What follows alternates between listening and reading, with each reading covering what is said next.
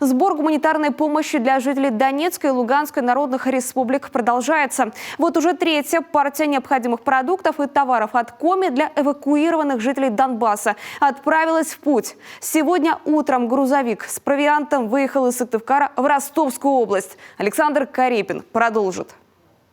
Более 250 предприятий, организаций и индивидуальных предпринимателей, учреждений муниципального и республиканского уровня откликнулись на призыв главы Коми Владимира Уйба помочь эвакуированным жителям Донецка и Луганска.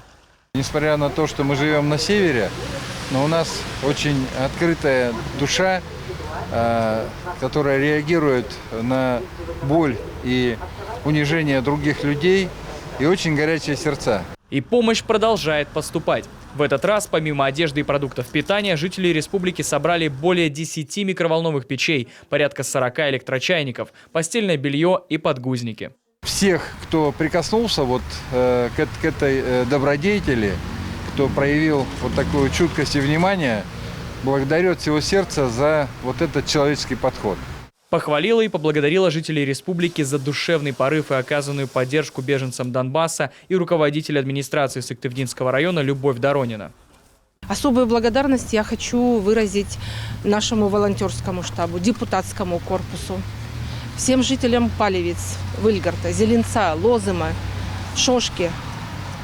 И это далеко не все.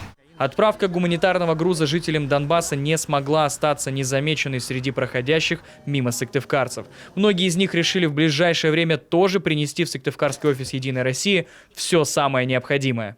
Отправила бы, и не жалко нисколько. Нисколько не жалко. Кто, если не мы, поможем друг другу?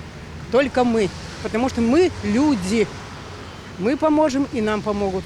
Сбор гуманитарной помощи в республике продолжается. В Сыктывкарский офис «Единой России» то и дело приходят люди. Приносят консервы, воду, предметы личной гигиены. Оказать поддержку тем, кто вынужденно покинул родной дом, можно и финансово. Перечислить деньги на специальные счета, созданные для помощи жителям ДНР и ЛНР. Александр Карепин, Иван Богомолов, телеканал Юрган.